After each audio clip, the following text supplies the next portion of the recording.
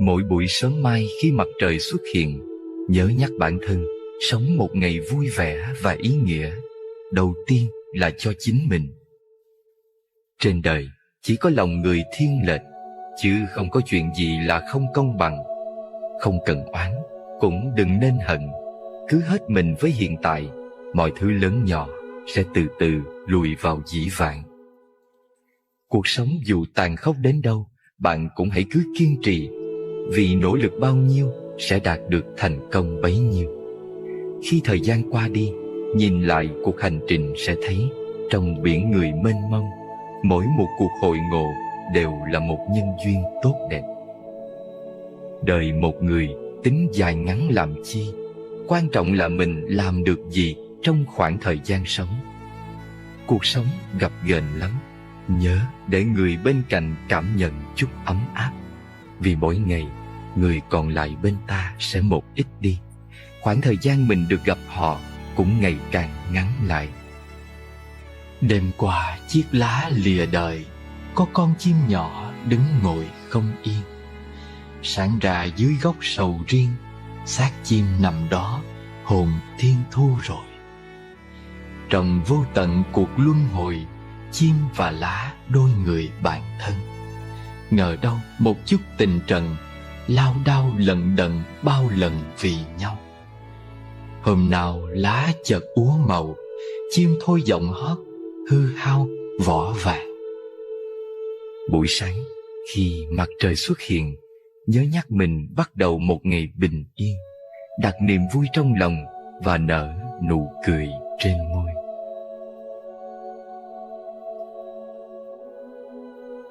Giả dụ ngày mai tôi bỏ tôi, dù bao mộng ước vẫn đầy vơi, tôi sẽ đi trong niềm thanh thản, hay ngoảnh nhìn sâu lệ tiếc đời. Giả dụ ngày mai phải tạ từ, một đời gom góp những riêng tư, tôi mang theo tất hay nhường lại, giấu tận đáy lòng bao luyến lưu. Giả dụ ngày mai tôi bỏ mình, yên bình phúc lạc với lời kinh, hay ra đi giữa nghìn thương hận, giữa những giằng co mé tử sinh.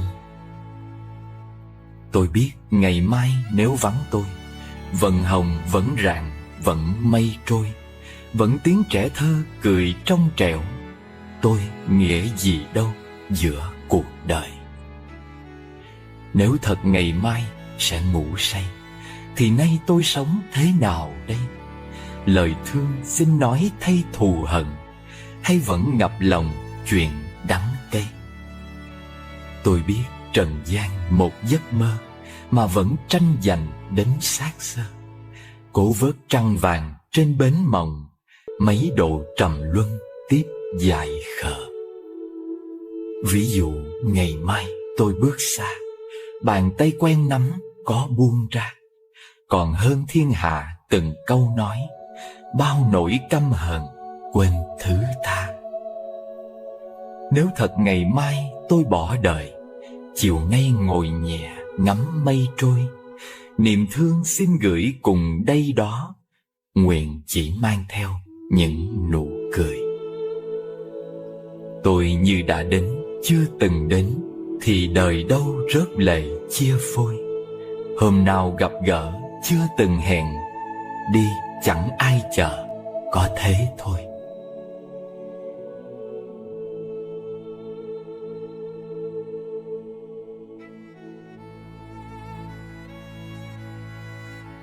Một đời như chuyến xe hướng đến phần mộ của mình. Không ai có thể cùng ta đi trọn cuộc hành trình, bao gồm cả người thân, gia đình và bạn hữu. Nếu may mắn có người cùng đi một đoạn, khi họ phải tạm biệt xuống xe, dù không đành lòng cũng nên cảm kích và vẫy tay từ biệt, vì trạm sau chắc chắn sẽ có người khác đồng hành với bạn.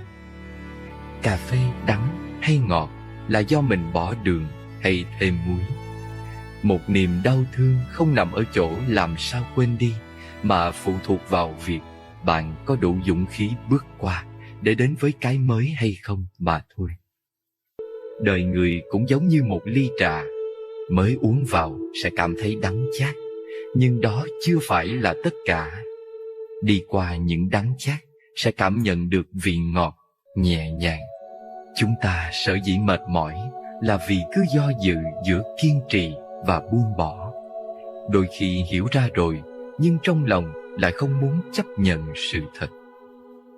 Ai bước vào cuộc đời bạn là bởi duyên nghiệp chi phối, nhưng việc gắn bó lâu dài hay ra đi vội vã là do bản thân mình quyết định. Không giải thích mới nhẹ nhàng, không cố chấp mới khai thông, và không hoàn mỹ mới là cuộc đời. Đừng đổ lỗi cho người khác, không cười nhạo bất kỳ ai, cũng chẳng cần ngưỡng mộ họ. Mặt trời chiếu sáng thì ta sưởi ấm, mưa gió nổi lên thì tìm chỗ trú ẩn. Thực hiện mong ước của mình, đi con đường mình lựa chọn, thế giới sẽ thanh bình.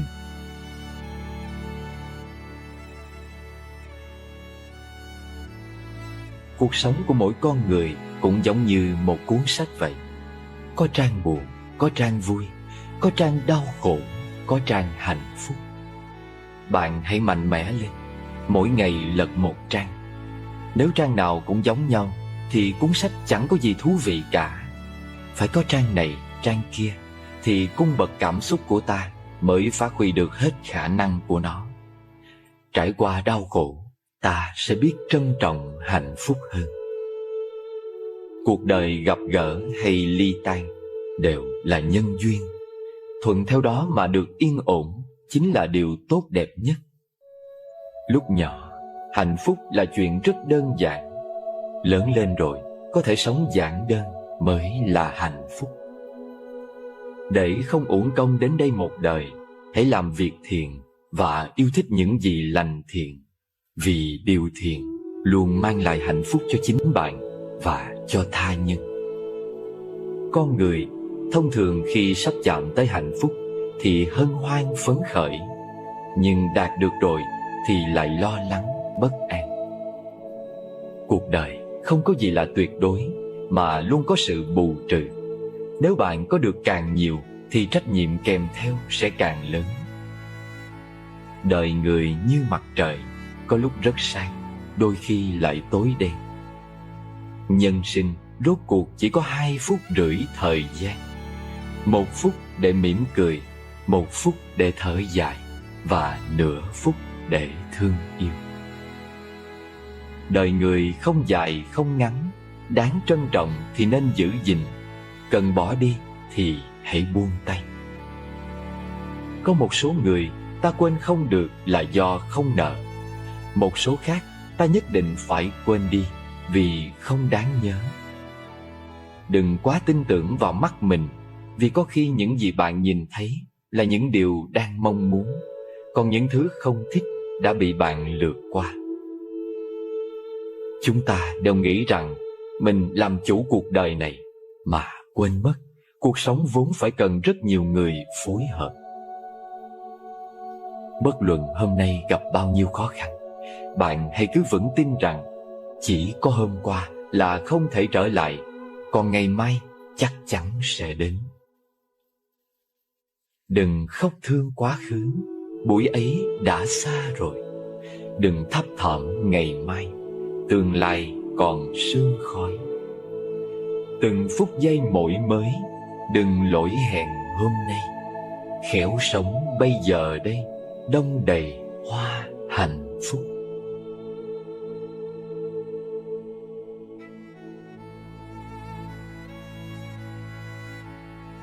Nếu đánh mất đi nhịp tâm, con người trở nên lạnh nhạt.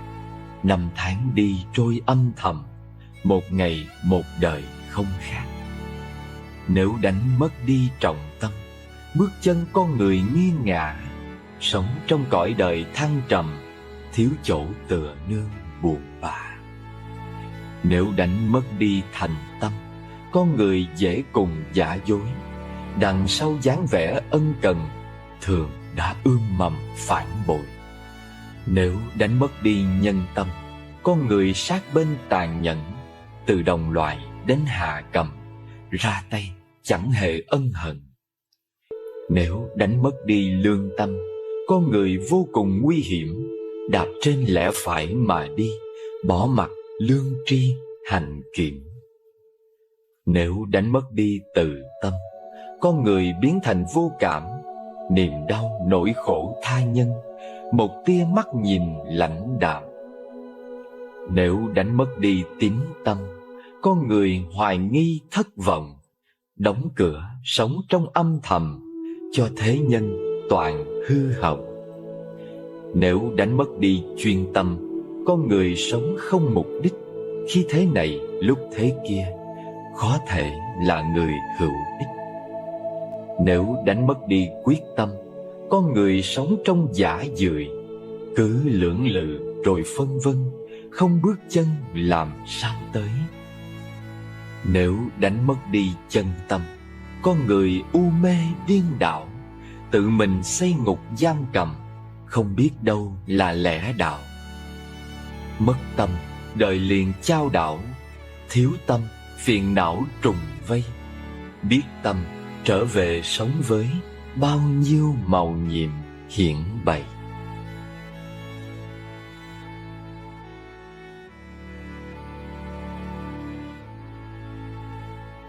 Người đời thường đánh giá và chạy theo cái đẹp bề ngoài trước khi xét đến tính cách. Đa phần người đời xem trọng tiền bạc, không quan tâm đến cảm giác hay hạnh phúc của người khác. Thường người nào bạn yêu thương nhiều nhất, có khi sẽ là người làm bạn đau lòng nhất. Bạn bè, ranh giới của nó thật mong manh. Trong cuộc vui, không biết ai là bạn tốt, lúc hoạn nạn mới biết bạn tốt thật sự là ai. Trên đời này, bạn rất hiếm hoi gặp được những người yêu thương bạn suốt đời như bố mẹ bạn. Một chút tình thương mở bày, người vui mình cũng đong đầy niềm vui. Một chút nhường nhìn bước lui, nghe hồn thanh thản biển trời bao la. Một chút tha thứ bỏ qua, ngày mai vẫn đậm chung trà đệ huynh. Một chút cử chỉ chân tình, khổ đau gửi lại ánh nhìn tạ ơn.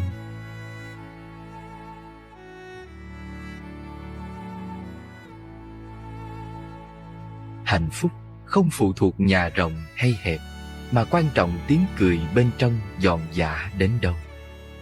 Hạnh phúc cũng không phụ thuộc vào việc nghe được bao nhiêu lời ngọt ngào chúc tụng, mà quan trọng vẫn là khi đau lòng yếu đuối, có người đến bên chia sẻ, vỗ về. Cái quý nhất không nằm ở khối vật chất bạn đang sở hữu, mà chính là những người đồng hành bên cạnh mình.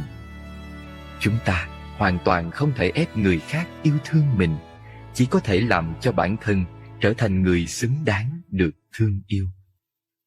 Lúc nhỏ cho rằng chảy máu là việc rất kinh khủng, nên bất luận đau hay không cũng bật khóc trước tiên rồi tính tiếp. Lớn lên rồi mới hiểu, rất nhiều khi nước mắt rơi còn thấy đau hơn nhiều so với chuyện chảy máu. Thật ra trên đời này, ngoài sanh tử ra, tất cả đều là chuyện nhỏ. Bắt đầu từ hôm nay, bất luận gặp phải chuyện phiền phức gì, cũng đừng dằn vặt bản thân. Dù tiếp nhận bao nhiêu điều tồi tệ, cũng không nên cảm thấy bi thương. Vì dù sao, cũng còn có ngày mai. Hôm nay chỉ là sự chuyển tiếp. Và hãy nhớ lấy câu nói, càng cố gắng sẽ càng may mắn. Bạn sẽ vượt qua tất cả. Suy nghĩ tích cực. Suy nghĩ định hình con người chúng ta. Ta nghĩ mình thế nào thì ta sẽ như thế ấy. Bạn nghĩ bạn vô dụng, chắc chắn bạn sẽ không bao giờ làm nên trò trống gì, vì bạn chẳng thèm hành động. Bạn nghĩ bạn thông minh, dĩ nhiên bạn sẽ thông minh, vì tự bản thân sẽ biết cách tạo nên điều đó. Chỉ cần suy nghĩ tích cực, mọi chuyện sẽ tốt đẹp thôi. Cuộc sống sẽ ít buồn phiền, vì lúc nào bạn cũng cố biến mọi thứ bạn gặp phải trong cuộc sống thành niềm vui riêng cho bản thân. Thấu hiểu bản thân. Biết người tức là thông minh, biết mình tức là giác ngộ. Chiến thắng bản thân còn có ý nghĩa hơn là chiến thắng cả ngàn trận đánh. Đó là một bài học sâu sắc mà ai cũng cần biết. Tự chinh phục tâm của mình chính là ải lớn nhất mà con người phải trải qua. Do đó, chúng ta nên tập thiền định để hiểu bản thân, biết được bản thân thích gì và cần làm gì để thỏa mãn những điều mình thích, chính là cách giúp bạn sống vui hơn mỗi ngày. Thay thế đố kỵ bằng ngưỡng mộ. Còn đố kỵ với thành công của người khác thì tâm bạn sẽ còn buồn phiền. Thay vào đó, hãy đón nhận sự thành công của người khác bằng sự ngưỡng mộ. Tâm bình thản sẽ giúp bạn có thể lấy cái tốt của người khác làm gương cho mình, từ đó có động lực phấn đấu. Đố kỵ chỉ làm lòng ta bị vấy bẩn, thậm chí tự khiến mình biến chất, trở thành người chuyên làm những hành động xấu xa mà ngay cả chính mình cũng không ngờ tới. Tìm kiếm sự thanh tịnh ngay trong tâm. Cả đời làm việc, đến cuối cùng chỉ muốn bản thân được an nhàn để hưởng thụ cuộc sống. Ta thường tìm kiếm sự thanh tịnh ở bên ngoài, mà không hay biết rằng sự thanh tịnh thật ra nằm ở trong tâm ta. Nếu tâm ta bớt tham, sân si, bớt ganh đua, ghen ghét, tự khắc sẽ cảm thấy tâm hồn thật thanh thản, thấy cuộc sống bỗng nhẹ nhàng làm sao. Làm chủ cơn giận. Tức giận chỉ là một cục than hồng có thể làm đau người khác, nhưng người bị bỏng đầu tiên chính là bản thân bạn. Sẽ có lúc bạn cáu gắt với mọi người, nhưng bạn đâu ngờ điều đó lại làm hại chính bản thân mình. Đừng bao giờ nói bất kỳ câu gì khi bạn tức giận, bởi giận quá mất khôn. Dễ nói ra những lời nặng nề làm tổn thương người khác, làm đổ vỡ những mối quan hệ. Nhân từ với tất thảy mọi người. Người biết sống luôn nhẹ nhàng với trẻ con, yêu thương người già, đồng cảm với người cùng khổ, nhân từ với người yếu thế và người lầm lỗi. Một lúc nào đó trong đời, bạn sẽ rơi vào những hoàn cảnh đó. Thế nên, hãy biết động lòng trắc ẩn với mọi người từ hôm nay. Ai cũng có nỗi khổ riêng, có người chịu khổ nhiều, có người chịu khổ ít. Chỉ có họ mới thấu. Hãy sống nhân từ để yêu thương, đồng cảm với họ. Khi luôn nhìn người khác bằng con mắt nhân từ, đời bạn sẽ luôn đẹp, mọi thứ đều hoàn hảo. Tâm can bạn sẽ thanh lọc bởi những hành động tốt đẹp bạn dành cho người khác. Tùy duyên. Người biết sống thường để mọi thứ tùy duyên. Cái gì của mình thì nó sẽ thuộc về mình, còn cái gì không phải thì nó mãi mãi sẽ không bao giờ thuộc về mình. Vì vậy, nếu muốn nắm bắt gì đó, đặc biệt là tình yêu, thì hãy để tùy duyên. Bạn có thể cố gắng theo đuổi những điều mình muốn, nhưng có lúc bạn phải biết buông bỏ nếu mọi chuyện đã quá giới hạn và không còn khả năng cố gắng. Cứ nắm giữ chỉ làm bạn đau khổ rồi vấn vương. Muộn phiền sẽ là điều không thể né tránh. Tâm sẽ nhẹ nhàng nếu bạn để mọi thứ tùy duyên. Đó là cách để bạn có thể dễ dàng chấp nhận cuộc sống hơn. Tình, tiền, danh, lợi nghìn năm, khiến bò miệng chén, kiếp tầm trói trăng. Ai chưa xuyên suốt hồng trần, thì thôi cứ tiếp đánh vần mộng mơ. Khi con sóng dập bơ phờ, hoát nhiên đại ngộ, bên bờ khổ vui.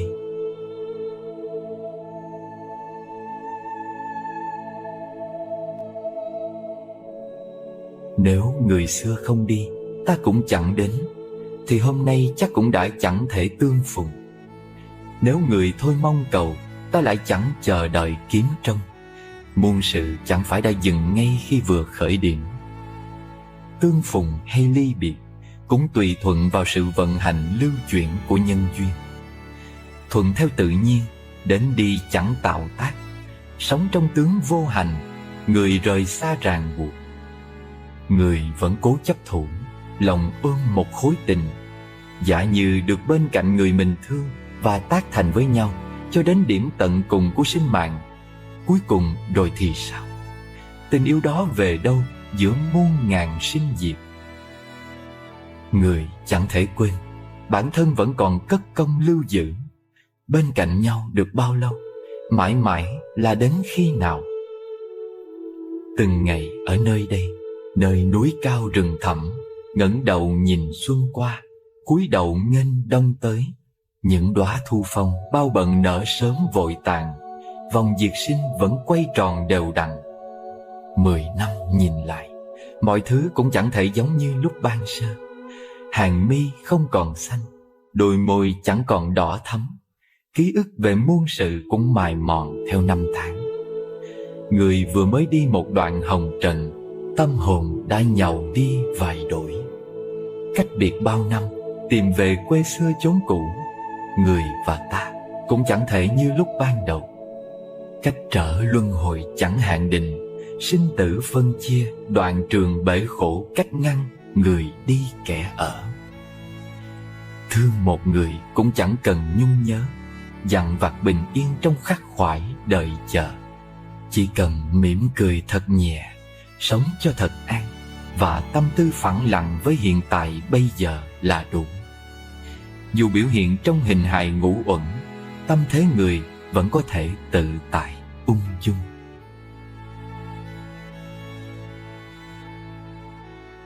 Chữ tình trói buộc nhân gian, thoát ly nào có dễ dàng mấy ai. Kiếp ni rồi lại kiếp mai, gặp nhau dệt mộng, tàn phai lục trầm. Hồn chim thác xuống cõi âm, ngờ đâu lá cuốn xa xăm đỉnh trời. Lá và chim ở hai nơi, chim rơi lệ khổ không lời nói năng. Chữ tình dựng vách núi ngăn, bờ ni bến nọ thành A Tăng Kỳ. Chữ tình là cái chi chi, nghìn đời chưa cạn, khổ như ri hè.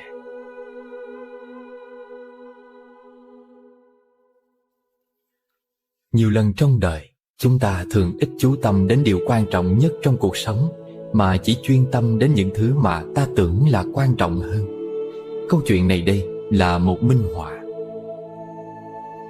Cách đây vài mùa hè, một người đàn ông quyết định đưa vợ và cô con gái nhỏ 5 tuổi đi cùng trong chuyến đi của ông tới một nơi nổi tiếng có nhiều loài cỏ lạ. Mấy tháng này, ông đang tìm việc làm, và chuyến đi này là để được trưởng phòng nhân sự của một công ty rất có tiếng phỏng vấn. Tương lai rất hứa hẹn, vì khả năng nhận được mức lương theo thỏa thuận sẽ đảm bảo cho gia đình ông đầy đủ tài chính lâu dài. Khi gia đình nhỏ tới nơi, trước sự ngạc nhiên của họ, khách sạn họ sẽ ở nằm trên một bãi biển rất đẹp, tuyệt vời hơn những gì mà họ có thể hình dung. Họ nhanh chóng thay đồ tắm, mang khăn, dù, ghế, tiến ra phía biển màu xanh lam trải dài trước mặt. Cả ngày hôm đó, họ cùng nhau nô đùa, bơi, xây lâu đài trên cát. Thật là một ngày tuyệt vời. Sáng hôm sau, khi hai mẹ con vẫn đang còn ngủ, người cha xuống chỗ uống cà phê bên ngoài khách sạn để tham dự cuộc phỏng vấn. Háo hức thêm chút bồn chồn, ông gặp trưởng phòng nhân sự và họ cùng nhau thảo luận. Ở khách sạn, hai mẹ con thức dậy và sau khi ăn sáng, họ chuẩn bị ra biển. Chơi cát một hồi, cô bé nói với mẹ cô bé muốn đi vệ sinh. Cô bé nói đã biết chỗ và sẽ tự đi rồi trở về ngay. Trên đường tới đó, cô bé trông thấy một hàng rào bằng dây xích có đính một tấm bảng có in hình trên đó. Đó là bức hình một chiếc sọ màu đen có gạch chéo nằm trong một vòng tròn viền đỏ. Phía bên kia hàng rào là một hồ nước xanh. Cô bé chưa từng thấy hồ nước nào xanh như thế và được phủ bởi một lớp màu xanh như cỏ 4 lá. Cỏ 4 lá là điềm mây, cô bé nghĩ. Mình sẽ leo qua hàng rào, bơi vào trong đó, và người mình từ đầu tới chân sẽ xanh lè. Cô bé leo qua hàng rào và đắm mình trong chất nhớt đó. Cả người cô như nhuộm xanh. Wow, vui quá, mình hẳn là cô bé may mắn nhất trên đời. Rồi bỗng nhiên cô bé nhoẻn miệng cười. Cô nghĩ ra một kế hoạch lạ lùng. Trên biển, mẹ cô thấy con gái đi đã lâu chưa về, trở nên bồn chồn, đứng dậy đi tìm con. Nỗi sợ hãi tăng dần từng phút khi bà chạy kiếm quanh mà không thấy bóng dáng con gái đâu. Không ai thấy con bé cả. Bất ngờ, bà nghe một tiếng hét, rồi trông thấy cô con gái đang đứng trước hàng rào ngăn chiếc hồ nhiễm xanh. Cô bé hét lên và tạo ra những âm thanh lạ lùng ma quái, khiến tim người mẹ giật thót. Khi người mẹ gọi tên cô bé làm như không nghe mẹ gọi và cắm đầu cắm cổ chạy về phía khu vực ăn uống của khách sạn. Ở chỗ sảnh cà phê, cuộc phỏng vấn tiến triển theo chiều thuận lợi cho người cha. Nỗi háo hức và chờ đợi tăng dần qua cuộc thảo luận tương lai vào làm một công ty với vị trí tốt thật hứa hẹn. Bỗng người cha nghe sau lưng tiếng vợ đầy vẻ sợ hãi gọi tên con gái, và đứa con gái cũng đang la hét kinh hoàng chạy lại về phía ông. Còn ông trưởng phòng nhân sự thì nét mặt lộ đầy vẻ khiếp sợ, dường như không tin nổi vào mắt mình khi thấy một sinh vật đang tiến nhanh về phía sau người ông đang nói chuyện. Từ phía sau, sinh vật xanh lè tấn công chớp nhoáng vào người cha, ôm chặt như muốn siết gãy xương, rồi quay qua phía ông trưởng phòng nhân sự, hắt váy những mảng nhớt xanh qua bộ vest hiệu Taylor của ông ta. Sinh vật bất thường này bắt đầu hôn lấy hôn để và lặp đi lặp lại rằng: "Ta thích ngươi, ta thích ngươi, ta thích ngươi, ta là quái vật tình yêu đây." Ông trưởng phòng nhân sự lúc này giận điên lên, nạt lớn vào cô bé: "Thôi đi, đủ rồi, thời gian của ngươi đã hết." Rồi ông to tiếng với người cha: "Nói con gái của ông thôi ngay trò này đi, thời gian của nó đã hết và hãy để chúng ta yên." Với tất cả tình yêu thương, người cha cúi xuống mỉm cười với quái vật tình yêu, bồng con bé lên trên tay và nói với ông trưởng phòng nhân sự: "Xin lỗi ông, nhưng thời gian của ông đã hết." Và trong lúc vẫn bồng con gái trên một cánh tay, ông nắm tay vợ, người đàn ông hạnh phúc nhất thế giới, quay lưng bước đi. Bạn phải học kiên nhẫn với chính mình và với mọi người xung quanh. Bạn phải học để chậm lại, dành thời gian để hít thở, để lưu tâm, để hiểu rõ những gì mình đang có. Hãy tin rằng khi bạn cần câu trả lời thì vũ trụ sẽ gửi tín hiệu và nó sẽ hiện ra rõ ràng. Bạn sẽ biết điều gì cần nói, cần làm, cần cho đi.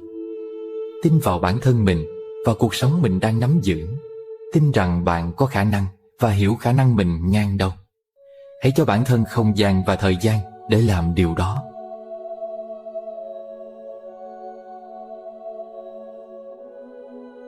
Tuổi thơ tôi nhiều màu sắc như những cây chì màu. Tôi không nhớ rõ là khi nào, nhưng mẹ là người tặng món quà đầu tiên cho tôi. Đó chính là hộp bút chì màu gồm 10 cây. Tôi sướng phát điên lên được, lấy màu ra vẽ. Đỏ, vàng thường là màu tôi yêu thích, và tôi ghét màu xám, chẳng vì lý do gì đặc biệt cả.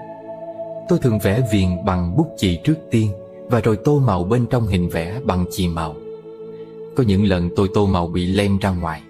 Xe đua, tên lửa, máy bay thường nằm trong danh sách ưu tiên của tôi, những thứ có thể mang tôi đi nhanh.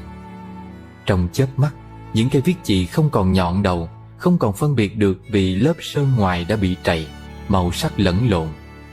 Tôi luôn luôn kết luận rằng tất cả màu sắc trên đời này đều nằm trong hộp chì màu, và tụi bút màu tuyệt diệu đã khiến cho thế giới bé nhỏ của tôi quá hoàn hảo. Cho đến ngày tôi mang hộp chì màu đến lớp trong một cuộc thi vẽ. Ngày tôi chạm trán trực tiếp với một nửa còn lại của thế giới, tôi thấy chúng bạn mang tới cuộc thi những hộp chì màu 20 tới 30 cây. Những chiếc hộp có màu đồng đỏ, đỏ tía, màu cam và rất nhiều màu tôi không có. Mặc dù hộp chì của tôi thiếu nhiều màu sắc, nhưng tôi nghĩ không sao, tôi đã có những màu rực rỡ nhất rồi. Tôi thấy tụi bạn vẽ phác họa thật điêu luyện với những gì chúng có, và tôi bắt đầu cảm thấy mình giống như cây bút chì nhợt nhạt, vô ích và không hiệu quả. Cuộc thi vẫn tiếp tục.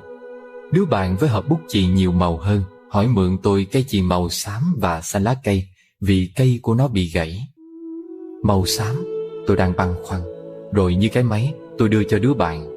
Nó hòa chung với một sắc đỏ, tẩy tẩy bằng tay lên bức vẽ, tạo nên một cái bóng rất tuyệt. Bức hình tuyệt vời đến nỗi tôi bắt đầu cảm thấy mình như một cây chì khác mới lạ trong hộp màu mà mới chỉ được sử dụng. Nhưng tôi đã giúp cậu bạn. Xám có vẻ thậm chí không phải là lựa chọn cuối cùng tôi dùng đến. Tôi để nó một góc trong hộp màu và chưa bao giờ sử dụng. Cây chì xám vẫn mới nguyên và nhọn, và rốt cuộc lại làm nên chuyện với một người khác vào đúng lúc. Khuôn mặt thằng bạn đầy sung sướng khi nó trả lại 2 cây chì màu với nụ cười tỏa nắng. Bài học ở đây là gì? Có những lúc, thậm chí những thứ không đẹp và ít được sử dụng của bạn lại trở nên có ích với một ai đó tình cờ và đúng lúc. Có thể bạn không bao giờ là màu sắc được ưa chuộng đối với người khác, nhưng một ngày nào đó sẽ đến lúc họ cần bạn để tạo nên một tuyệt phẩm. Và như thế, bạn trở thành một cây chì màu tô thêm sắc màu cho nụ cười của ai đó.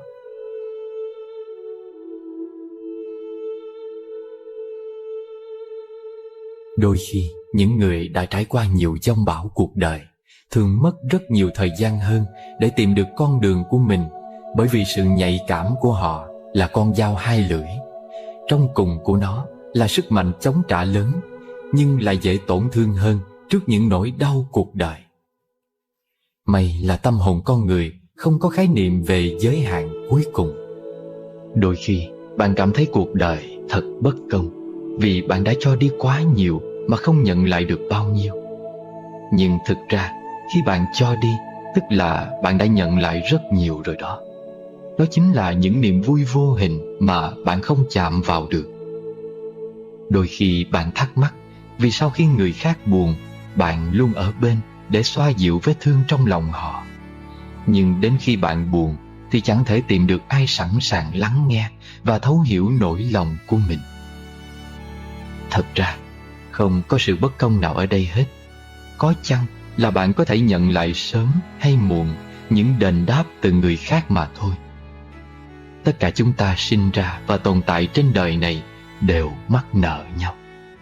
Cho đi, nhận lại là hình thức luân phiên để trả nợ lẫn nhau. Khi bạn cho đi những điều tốt đẹp thì bạn sẽ nhận được sự bình yên trong tâm hồn. Sự cho đi đích thực chính là cho đi không cần toan tính sẽ nhận lại được những gì. Bạn càng tính toán thì càng cảm thấy bức xúc, tâm càng không tịnh. Khi ấy, bạn vừa phải cho mà vừa không được nhận niềm vui vô hình từ chính bản thân cái cho đi của bạn. Tất cả mọi thứ chúng ta làm cho nhau đều mang tính vay trả, hoặc vô hình hoặc hữu hình. Chúng ta quen biết nhau, yêu nhau, ghét nhau, căm thù nhau là vì có duyên. Cái duyên ban đầu là do trời định, nhưng để gắn bó lâu dài, muốn biến cái duyên ấy thành tình yêu thương thì là do chúng ta quyết định nhờ vào cái cho đi của mỗi chúng ta.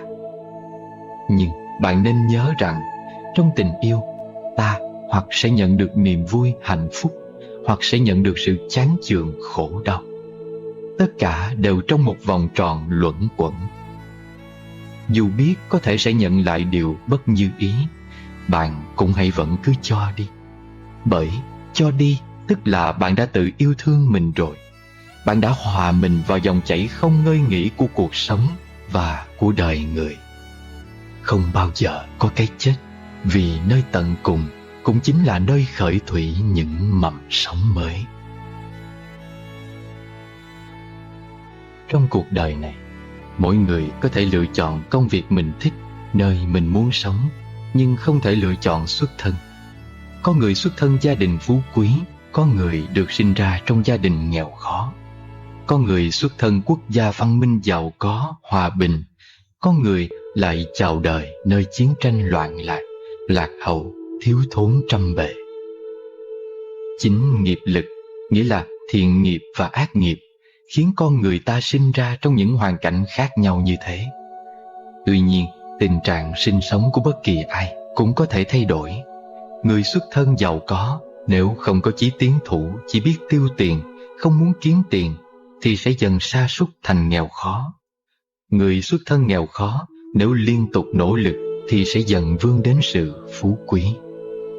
Cựu Phó Tổng thống Mỹ Wilson xuất thân từ một gia đình nghèo khổ. Nhờ được dẫn lối bởi trái tim không ngừng khát khao vươn lên, ông từng bước thoát khỏi bần cùng, rồi bước lên đỉnh cao của thành công. Theo đạo Phật, tướng do tâm sinh, cảnh tùy tâm chuyển. Trong đó, cảnh tùy tâm chuyển tức là một người thất bại không hẳn vì họ không có khả năng hay không có cơ hội, mà vì tự tâm họ đã nghĩ rằng họ không thể thành công. Khi họ gặp khổ nạn, cái tâm sợ khó sợ khổ khiến họ chấp nhận việc cam chịu, khuất phục. Người có trái tim rộng lớn bao dung sẽ không cảm thấy khổ nạn là bất công với mình. người đó cũng sẽ không than thân trách phận, không oán trời hận người, mà sẽ luôn giữ tâm thái bình thản, không ngừng nỗ lực học tập, lao động để cải biến hoàn cảnh. Nhà sáng chế vĩ đại Thomas Edison cũng đã đúc kết từ chính kinh nghiệm cuộc đời của ông rằng thiên tài 1% là tài năng bẩm sinh, 99% là mồ hôi và nước mắt. Trước khó khăn khổ nạn, có người sẽ chùn bước, có người sẽ gục ngã, nhưng cũng sẽ có người can đảm bước đi. Mỗi khổ nạn, trở ngại trên đường đời của ta chính là cơ hội quý cho ta rèn luyện ý chí kiên cường, nội tâm bình thản để chuẩn bị gặt hái những thành tựu lớn hơn trong tương lai. Đường đời và đường đạo giống nhau ở một điểm then chốt, đó là đòi hỏi ta phải kiên trì, nhẫn nại và nỗ lực không ngừng. Nếu một người tu hành với tâm thái cầu nhàn, buông lung, dễ vui tức là thường mê đắm trong danh lợi và những sự vui say giả tạm khác, và người đó không cố gắng tinh tấn tu học và vượt qua những nghiệp bất thiện của chính mình, thì việc tu hành của người ấy cũng như nấu cát mà mong thành cơm vậy. Có câu nhất thiết duy tâm tạo. Mỗi năm trôi qua, đừng trách cuộc đời mình sao cứ hoài dẫm chân tại chỗ, mà hãy quan sát tâm thái mình đã chuyển biến được là bao. Nghiêng nghiêng nắng lụa trên đồi, chiều qua chậm chậm bóng thời gian phai. À ơi cát bụi miệt mài, ngủ đi tâm niệm trần ai phiêu bồng. Có một câu chuyện cổ kể rằng một người nọ đứng dưới mái hiên trú mưa, nhìn thấy Quan Âm cầm ô đi ngang qua, bèn cầu xin: Quan Âm Bồ Tát ơi, xin hãy phổ độ chúng sinh một chút, cho con đi nhờ ô một đoạn được không ạ? Quan Âm nói: Ta ở trong mưa, ngươi ở dưới mái hiên, mà mái hiên lại không mưa, thế nên ngươi không cần ta phải cứu độ. Người nọ lập tức chạy ra màn mưa đứng và nói: Bây giờ con cũng ở trong mưa rồi, có thể cho con đi nhờ ô không ạ? Quan Âm nói: Ngươi ở trong mưa, ta cũng ở trong mưa. Ta không bị ướt vì có ô, ngươi bị ướt mưa vì không có ô. Bởi vậy, không phải ta đang cứu độ ta, mà là ô đang cứu độ ta. Ngươi muốn được cứu độ thì không cần tìm ta, mà hãy đi tìm ô. Dứt lời, Quan Âm bèn rời đi. Ngày hôm sau, người nọ lại gặp phải chuyện nan giải, bèn đến miếu cầu xin Quan Âm. Bước vào trong miếu, người nọ thấy một người giống hệt Quan Âm đang vái lạy tượng Quan Âm, bèn hỏi: Bà có phải là Quan Âm không? Người kia trả lời: Đúng vậy. Vậy tại sao Quan Âm lại vái lạy chính mình? Bởi vì ta đang gặp chuyện khó khăn, nhưng ta biết rằng cầu xin người khác không bằng cầu xin chính mình. Qua câu chuyện này dạy ta rằng khi gặp phong ba bão táp trong đời, ta phải chủ yếu dựa vào bản thân. Cầu xin người khác chi bằng tự cầu xin chính mình. Không nghe, không nói, không nhìn, thật ra chỉ được bình yên nhất thời. Khéo tu lìa bỏ cái tôi, là ô che mát mọi nơi an nhàn. Trong cõi nhân sinh này, khi chúng ta có một chút, chúng ta lại muốn có nhiều hơn. Khi mình có nhiều hơn, mình ao ước có nhiều hơn nữa. Nhưng khi mất đi tất cả, mình chợt nhận ra rằng ồ, phải chi mình còn một chút, chỉ cần một chút thôi là đã đủ rồi. Có câu tri túc, tiện túc, đại túc, hà thời túc, nghĩa là biết đủ là đủ, chờ tới khi nào. Và biết đủ là một trong những chiếc chìa khóa quan trọng để mở cánh cửa dẫn đến miền an lạc. Cuộc đời không phải là một cuộc đua, mà là một cuộc hành trình để chúng ta từng bước chiêm nghiệm ý nghĩa cuộc sống. Điều quan trọng không phải là phần thưởng nhận được khi chúng ta đến đích, mà chính là những gì chúng ta cảm nhận được trên từng chặng đường đi. Bạn có tin rằng có người đến khi trút hơi thở mới ngộ ra mình từng sống, Vì thế, ta cần ý thức được mình, cần biết rõ mình đang sống ngay trong từng nhịp thở. Nếu không làm được điều này, thì ta không phải đang sống, mà chỉ đang tồn tại thôi. Có người vừa thức dậy sau một giấc ngủ dài và cảm thấy mình trưởng thành hơn khi phát hiện ra rằng mình có hai bàn tay, một để giúp đỡ chính mình, một để giúp đỡ những người khác. Điều gì xảy ra khi một bông hoa nở trong rừng sâu, chẳng được ai biết tới hương thơm, chẳng được ai ngắm, chẳng được ai khen đẹp đấy, cũng chẳng có ai chia sẻ niềm vui cùng? Liệu bông hoa có chết không? Có đau khổ không? Có trở nên hoang mang, sợ hãi không? Có tự tử không? Không, bông hoa cứ đơn giản nở, cứ đơn giản tỏa hương theo gió thôi. Chuyện có ai đi ngang qua khen nó đẹp hay không chẳng liên quan gì đến nó. Nó cứ dâng tặng hương thơm và niềm vui của mình cho đời, cho cái toàn thể bao la. Bạn đã an nhiên, chúng ta đã an nhiên sống như bông hoa hồn nhiên, nở và tỏa hương giữa rừng sâu ấy chưa? Và có những câu châm ngôn, những câu danh ngôn mà chúng ta có thể đã biết rồi. Ví dụ như: khi cuộc đời đưa ta một quả chanh chua, đừng sợ, hãy dùng nó nấu ăn hoặc pha một ly nước chanh mát lạnh. Nếu như bạn đón nhận một việc với suy nghĩ bi quan, chán nản, thì những trắc trở trong cuộc sống của bạn chính là những quả chanh chua. Nhưng một khi bạn đón nhận sự việc đó với tinh thần lạc quan, yêu đời và tâm hồn rộng mở, thì những trắc trở sẽ trở thành ly nước chanh tuyệt vời. Nhăn mặt nếm quả chanh chua hay thích thú thưởng thức ly nước chanh mát lạnh đều do chúng ta lựa chọn. Thời gian có thể giúp chúng ta lớn lên, nhưng chưa chắc khiến cho người ta trưởng thành. Chỉ khi va vấp và đối mặt với những biến cố trong đời, con người ta mới dần khôn lên và hiểu biết nhiều hơn. Người có trí tuệ khi ở một mình sẽ quản thúc tốt cái tâm của mình, xem đó là cơ hội tốt để tự kiểm điểm bản thân. Khi tiếp xúc với người khác, người đó sẽ biết quản tốt cái miệng của mình, xem đó là cơ hội để khiêm tốn, học hỏi. Trong cuộc sống, khi chúng ta cảm thấy mất hy vọng và cuộc sống bế tắc, hãy lắng động, mỉm cười và tự nói với chính mình: tôi ơi, hãy thư giãn một chút. Đây chỉ là khúc quanh, chứ không phải đường cùng. Tất cả những điều mình có trong đời sống này đều là tạm bợ. Nếu được hanh thông, hãy vui hưởng vì nó sẽ chóng qua. Nếu không thuận lợi, đừng lo lắng vì nó sẽ không kéo dài. Đạo đức không phải như bánh xe dự phòng để ta lấy ra làm bình phong khi xã giao bên ngoài. Đạo đức nên luôn như bánh lái để ta đi đúng đường suốt cuộc du hành ngang qua cõi tạm này. Khi người khác giúp ta giải quyết vấn đề nào đó, thì hãy cảm ơn, nhưng đừng đặt niềm tin vĩnh viễn vào họ. Để khi họ không thể giải quyết những vấn đề của ta, thì ta vẫn có thể tin vào khả năng và sức lực của tự chính mình. Bạn cũ là vàng, bạn mới là kim cương.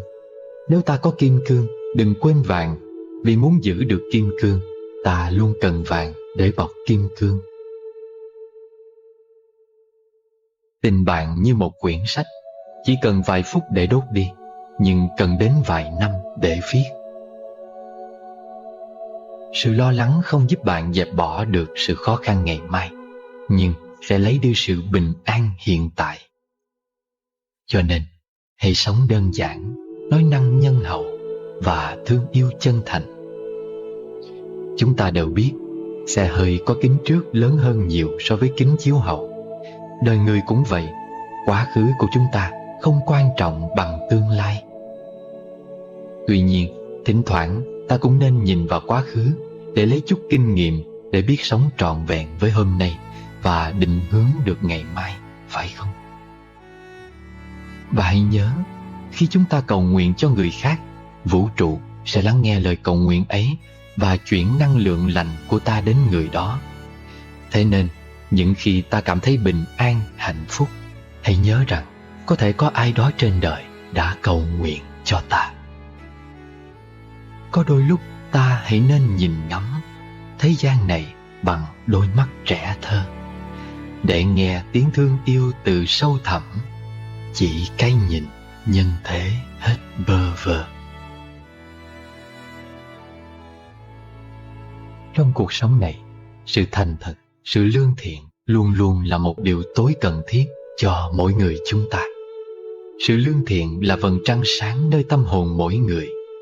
Vầng trăng thiện lương có thể chiếu sáng bầu trời tinh thần, cảm hóa và thay đổi tâm hồn tất cả những ai đi dưới ánh sáng của nó.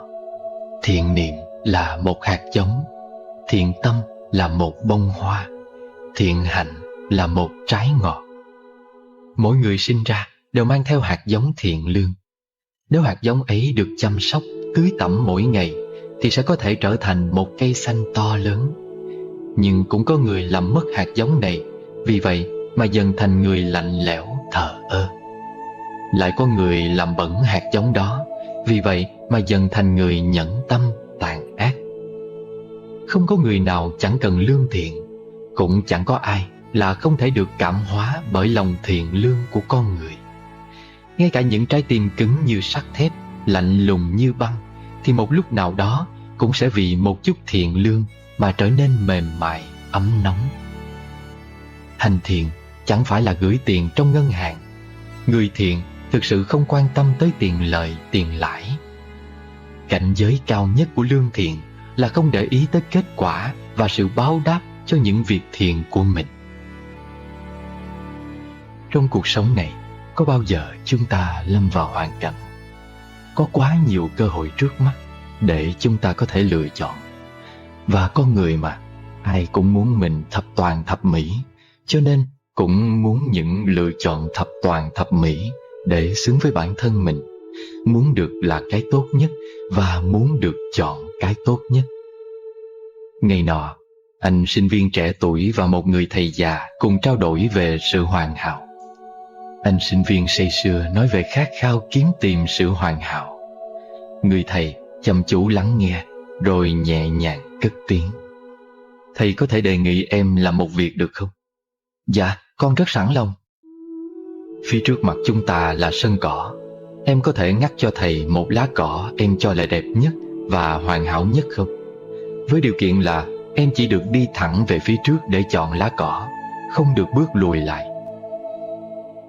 Anh sinh viên đứng dậy, bắt đầu tìm kiếm lá cỏ hoàn hảo nhất. Ngay từ bước chân đầu tiên vào sân cỏ, anh đã nhìn xuống và đã thấy một lá cỏ xanh mướt. Anh toàn đưa tay định ngắt nó, thì lại thôi, vì anh vừa phóng tầm mắt ra phía trước và thấy nhiều lá cỏ đẹp hơn nó nhiều. Anh bắt đầu bước tiếp bước chân thứ hai, rồi thứ ba, thứ tư. Nhưng cũng như những lần trước, khi định ngắt lá cỏ dưới chân, thì anh lại thấy những lá cỏ khác ở phía trước trông đẹp hơn, hoàn hảo hơn. Cứ thế, anh rảo bước tìm kiếm một lá cỏ thật hoàn hảo. Nhưng anh có biết đâu rằng, vì mải mê tìm kiếm mà đã đi đến phía bên kia khoảng sân lúc nào không hay. Ở bước chân cuối cùng ấy, với một khoảnh cỏ nhỏ nhoi trước mặt, anh đành ngắt lá cỏ đẹp nhất trong đó và quay lại nơi người thầy đang đứng đợi. Gương mặt anh không còn hào hứng như lúc đầu, có lẽ vì anh đã hiểu ý nghĩa việc mình vừa làm. Anh lặng lẽ đưa cho người thầy lá cỏ. Cầm lá cỏ trên tay, người thầy mỉm cười hiền hòa, bảo anh ngồi xuống và nhẹ nhàng nói: "Thế đấy em ạ, nếu em biết bằng lòng và không mãi tìm kiếm, hẳn em đã có được lá cỏ hoàn hảo hơn lá cỏ này rồi. Nhiều người trong đời cũng vậy, vì mãi lựa chọn nên đánh mất những cơ hội tuyệt vời, để rồi sau đó tiếc nuối. Hãy suy nghĩ về câu chuyện ngày hôm nay em nhé." Có khi nào bạn thử một lần lắng động ngồi quan sát thế gian? Có thể bạn sẽ nhận ra dường như cuộc đời chẳng bao giờ ngưng biến động, như thể sóng không ngừng vỗ bờ. Lắm khi những đợt sóng phiền muộn, bất an dịu hơn những đợt sóng vui vẻ, bình yên. Có lẽ cũng vì thế mà có người cầm tờ báo rồi bảo: "No news is good news." Không có tin tức gì tức là tin tốt. Nhưng có một điều rất lạ rằng ngay cả sóng yên biển lặng, nhiều người vẫn không cho đó là hạnh phúc. Họ không thể ngồi không, nhất định phải khuấy lên những sóng gió não phiền để cảm thấy mình tồn tại, để được người khác quan tâm, chú ý. Lẽ nào tâm hồn con người nghèo nàn đến thế sao? Lẽ nào ta sống cả đời với cái bản ngã như của người hành khất, luôn đi tìm hạnh phúc từ khổ đau, rồi lại trở thành nạn nhân của chính bản ngã ấy ư? Một trong những bí quyết để sống trong bình an, hạnh phúc chính là biết cách đơn giản hóa những vấn đề phức tạp, biết an nhiên đón nhận mọi sự và tận hưởng trọn vẹn mỗi phút giây bình yên, vui vẻ trong đời, ngay bây giờ và tại đây. Cứ đơn giản những vấn đề phức tạp, cuộc sống này thư thái nhẹ nhàng hơn. Đừng phức tạp những vấn đề đơn giản, hồn thơ ngây nào nhuốm chuyện đau buồn. Mưa rồi nắng, nắng mưa đời vẫn vậy, tại lòng mình sống dậy mới đau thương. Nhìn vạn sự cuốn theo dòng trôi chảy, kìa vô ưu vẫn đẹp giữa vô thường. Niềm vui dù quá lớn sẽ dần dần trôi qua, và nỗi đau cùng cực rồi cũng tìm phôi pha. Biết thế đừng tự phụ vì thành công hôm nay, cũng không sầu ủ rũ lúc gặp điều không may. Sao trẻ con hay khóc mà hiếm khi chúng buồn, người lớn năng cười cợt giữa tiếng lòng lệ tuôn. Cội nguồn của hạnh phúc là cách ta nghĩ về con người và những sự việc trong đời. Hãy rèn luyện những cách nghĩ sau đây để gây dựng một đời sống an nhiên dài lâu. Trong đời, ta khó tránh khỏi việc bị người khác phán xét và chế nhạo những khuyết điểm của mình. Thay vì rước lấy khó chịu vào người, chúng ta có thể học cách tự cười vào những điểm không hoàn hảo của bản thân. Đó là cách thể hiện việc bạn tự tin với sự không hoàn hảo một cách hoàn hảo của mình. Biết thừa nhận mình thì mới dễ dàng tiến bộ được. Việc bạn và người khác không đồng quan điểm là một việc bình thường. Bạn không cần phải thay đổi nếu như quan điểm của mình không giống với bất kỳ ai. Chỉ cần bạn sống không hại mình, hại người, không hổ thẹn với lương tâm là được rồi. Có những người được cuộc đời ưu ái hơn nhiều người khác. Đây không phải là lỗi của bất kỳ ai. Chúng ta buộc phải chấp nhận điều chẳng dễ gì chấp nhận này, rằng cuộc sống vốn dĩ không công bằng. Bạn cứ cố gắng phấn đấu từng ngày hướng đến mục tiêu của mình. Nếu không đến được đích mình muốn, thì ít nhất bạn cũng đã tiến đến điểm xa hơn chỗ bạn đã từng đứng. Bạn cũng nên biết rằng bạn sẽ không bao giờ có được mọi thứ mà mình muốn. Trong mỗi giai đoạn cuộc đời, bạn sẽ tha thiết muốn một hay vài điều gì đó. Ngay cả khi bạn đã có cái mình muốn rồi, bạn sẽ lại muốn có thêm cái khác. Điều quan trọng là bạn cần học được cách hài lòng với những gì mình đang có để bớt cảm thấy căng thẳng. Mỗi ngày, chúng ta đều phải lựa chọn những việc nào nên làm và không nên làm. Hãy cân nhắc trước khi đưa ra sự lựa chọn để tránh lãng phí thời gian vào những việc không đáng. Cái gì cũng có hai mặt, cho nên đừng vội tin vào những câu chuyện chỉ được kể từ một phía. Đừng để những hình ảnh hào nhoáng trên mạng xã hội dắt mũi bạn. Hãy tìm hiểu mọi thứ thật kỹ càng trước khi đặt niềm tin. Có thể những người chọn cách sống lương lẹo sẽ đạt được nhiều thành tựu nhanh chóng hơn, nhưng mà những ai chọn làm người tốt thì mới có thể đi đường dài. Hãy là một người tốt cho dù bạn có bị cuộc đời đối xử tệ bạc đến đâu đi chăng nữa.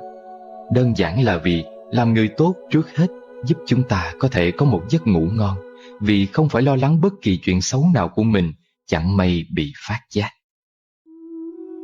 Nếu như bạn trông chờ người khác đem đến hạnh phúc cho mình, thì hãy yên tâm là bạn sẽ phải thất vọng dài dài.